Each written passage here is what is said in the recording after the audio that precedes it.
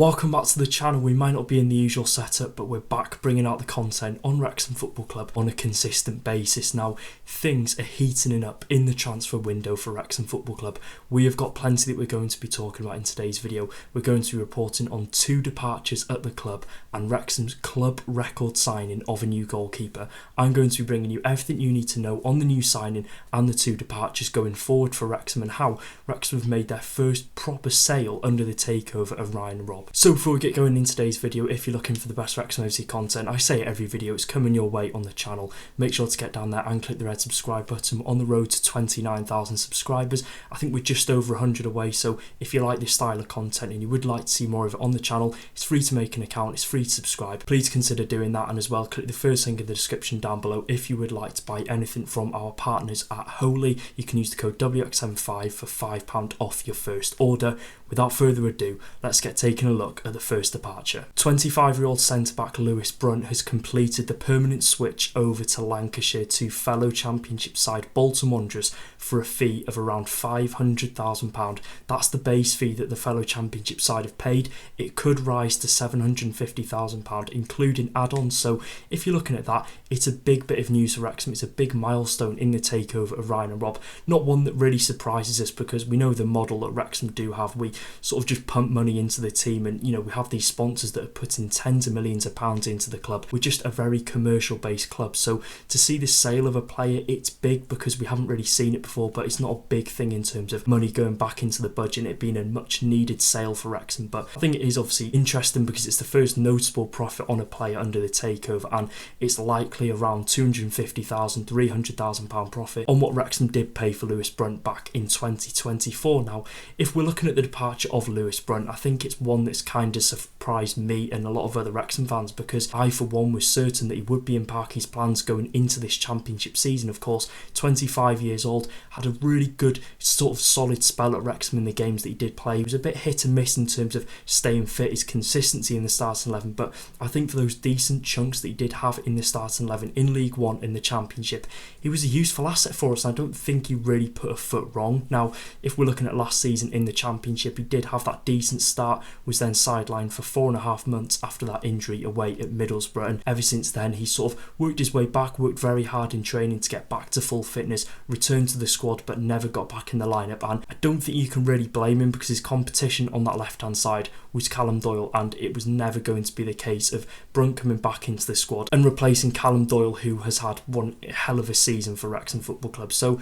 it wasn't a surprise given how well he was performing, but in my opinion for Lewis Brunt, for Bolton fans that could be watching this video, I thought he was solid. He is going to be a solid Championship defender. What I would say is we've only really seen him in League One. We saw him for Mansfield Town, I think in League 2 in their promotion season, for Wrexham in League 1, so he's not really proved himself in the Championship, but we've seen those stints here and there for Wrexham last season in the 25-26 season where I think he did put a couple of respectable performances in, and I think the injury for him at Wrexham came at the worst time possible, and I think him not being able to come back into the side was no wrongdoing of his own. I think as well, if you're looking at Bolton Wanderers' stance going into this season, I think Brunt was a really good asset for us because he just mirrored what Phil Parkinson wants from his centre-backs that do play either side of the central centre-back, and that is in terms of a ball-playing centre-back can carry it out, can step out the defence, make that pass out to the channels into the midfield, and you know, I think he's got a handful of appearances at this level, and fans, especially in the Wrexham camp, will argue that he's not Championship ready, but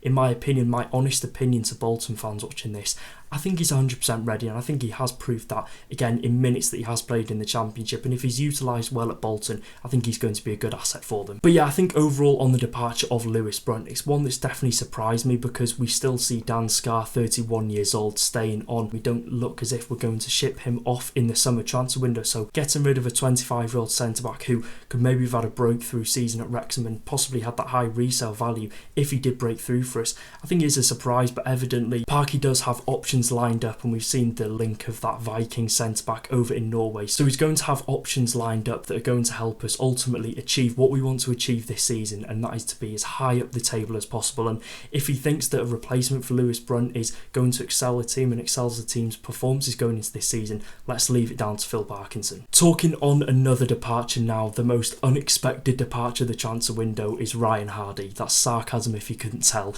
Now, the departure of Ryan Hardy has happened after sort of weeks of weight, and it was almost a matter of time before Ryan Hardy did leave the club. And he's got a move as well to Bolton Wanderers, which again is kind of surprising. I wasn't expecting Hardy to get a move into the Championship, and it's going to be interesting to see how he does, because he's still got a year left on his Wrexham deal, a year or two, I'm not too sure, but if he does perform for Bolton on this season-long loan, it is going to be interesting what his future does hold at Wrexham. Now, we saw him at the end of last season. He got that move alone to Huddersfield Town, where he scored a couple of goals, played a decent run of games in the starting 11, but at Wrexham, he just wasn't Championship quality. He was not Championship quality at all, and whether that was down to the options that we did have up front, whether it was down to how Phil Parkinson utilised him in this Wrexham team, I really don't know, but it was a bit of a bizarre one, because he had such a rich goal-scoring history in the Championship for a team that was consistently at the bottom end of the table. It was an interesting season to see how it did pan out for Ryan Hardy, but if we are looking at Bolton Wanderers and their deal for him, straight season-long loan, no option to buy, which has surprised me. Now, Wrexham paid a reported £700,000 back in the summer of 2025 for Ryan Hardy, and it looks as if, I think at the end of this season, we're going to let him go on a permanent deal, and I don't think we're going to recoup at least 10% of what we paid for him. That might be me sounding harsh, but I do think Wrexham will just say, look, we're going to terminate his contract and let him go, because ultimately he's not going to have a part to play for us in the future, and it's not going to go down as a signing that's going to be one to remember at Wrexham in recent years. Now, you're probably thinking you must absolutely hate Ryan Hardy, you must have a personal vendetta against him, but the ultimate truth is, I don't think he's a bad striker. He's not a bad striker at all, and what surprised me most at Wrexham was the fact that I thought he was going to work for us. I did think he would work, because at Plymouth Argyle he was used to being that lone striker with the support of the two attacking midfielders, but he came into Wrexham, whether he struggled to make that move up from the Devon coast of Plymouth up to North Wales, whether he struggled with that off the pitch, or whether he just struggled to bond with in terms of the philosophy at Wrexham and sort of the players and the team that he was playing around, because he's used to taking the team by the scruff of the neck, being the best player in the final third, but that wasn't to be the case at Wrexham. I think the games that we did see, he didn't perform to the standards of that of a player that is going to start up front for Wrexham in the Championship, and especially one that's going to start in a team that has been pushing for playoffs. He had strong competition, don't get me wrong, but he just never knocked the likes of Sam Smith, Kiefer Moore out of the way, and just really took the front line by the scruff of his neck. But I think if you're looking overall on this departure, 29 years old, he's turning 30 this year, I can't help but think Ryan Hardy's career at Wrexham is pretty much over before it even properly started. So let me know your thoughts in the comment section down below. Do you think Wrexham should have looked to have got a permanent move from Ryan Hardy? Because it's clear that I don't think he's ever going to put on a Wrexham shirt again in a competitive match. And finishing off the video with a big bit of news, it is a record-breaking signing for Wrexham Football Club. 26-year-old goalkeeper Anthony Patterson has completed the £8 million move from Premier League side Sunderland up to North Wales for Wrexham Football Club. He's been a long-term target for Phil Parkinson in the last couple of months. We saw those links happen sort of 2-3 weeks after the Championship season concluded. It's been a long ongoing process of trying to get Patterson into the club. We've seen other transfer targets be on the shortlist. We've seen Alex Palmer, I think there's been another one out there as well, so he's finally got the green light to come to this Wrexham camp and join the setup on a 4-year contract until the end of the 2019-30 season, which is a big signing for Wrexham. He's 26 years old, he's going into the prime years of his career, and to do that with Wrexham and to get a goalkeeper that has such pedigree in the Championship already is going to be big. And also a massive talking point is he's most likely coming in to be that number one, which will see Arthur Okonkwo either be dropped to number 2, sit on the bench every single week, or one step further, which might upset a couple of fans and see him leave the club. So yeah, it's going to be an interesting one. Let's get talking about it. What I would say quickly before we do get talking on this, because a lot of people would be saying, well, Arthur didn't do anything wrong, why have he brought Patterson in, who doesn't really look that much of an upgrade for £8 million? But what I will say is, watching Patterson, obviously quite a lot in that Championship season when they did go up, a lot of people had eyes on Sunderland, and especially last season we saw him in action in that home game against Millwall where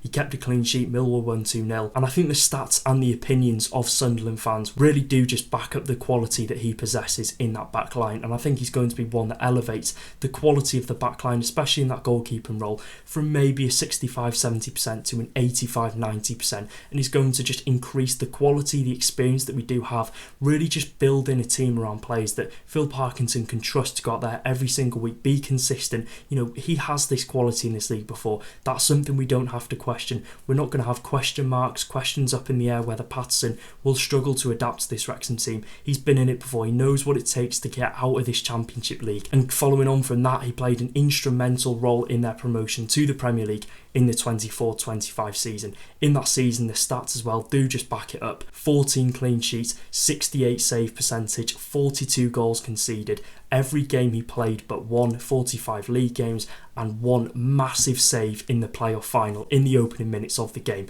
Now, cast your minds back to that. I'm sure it'll be on social media, YouTube, you'll find it, but I can't play it for copyright reasons. It was a ball into the box, and Wrexham striker Kiefer Moore headed it, and it was just an incredible save down to his left-hand side. So in terms of what we can expect from him, it all seems to be the same from Sunderland fans. They're all saying he's an incredible shot stopper, and I think if we are going back to the statistics in terms of stats, they're very similar to Okonkwo's, which again will raise the question to Wrexham fans who really do like Arthur Okonkwo. Is he going to be an upgrade on him? If the stats are saying that, then was it worth the £8 million investment? Now, interestingly, Sunderland fans are all in agreement into the fact that Anthony Patterson is an incredible shot stopper, incredible goalkeeper who, you know, can keep the ball out the back of the net, which is what you want from a goalie. But if you're looking at the other areas of his game, they all say that he could improve on distribution, crosses, and his commandment inside the box. All things that Wrexham fans have wanted Arthur Okonkwo out of the starting lineup for, because he can't offer that, you know, big presence from crosses. He's a bit uneasy from crosses.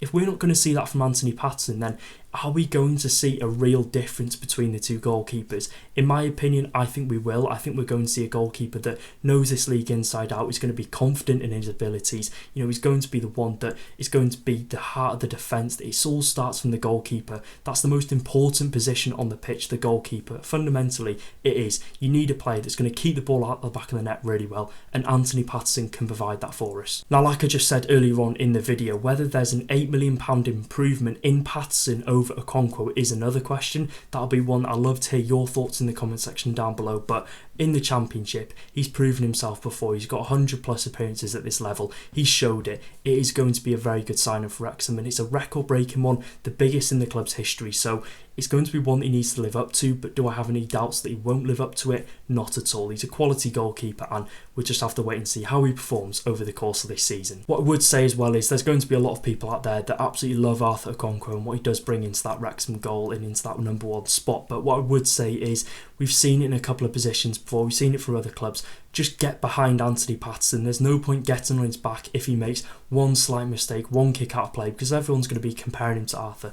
Get behind him because it's a big signing. He's coming in with a lot of pressure from that price tag and that long-standing interest in Phil Parkinson. So he has the trust from Parky, the pressure from the fans. Just get behind him, whatever your view is of this goalkeeping situation. So in terms of that, I think there's no real links in terms of what Arthur Okonkwo's future could hold at Wrexham. We've not really seen any clubs come in for him, which, you know, does make you raise the question, will he be the number 2? Will Danny Ward push down to number 3 and Callum Burton down to number 4? Now, do we need 4 goalkeepers? Not really, but there's a lot of experience and a lot of depth if we do keep Arthur Okonkwo this summer transfer window.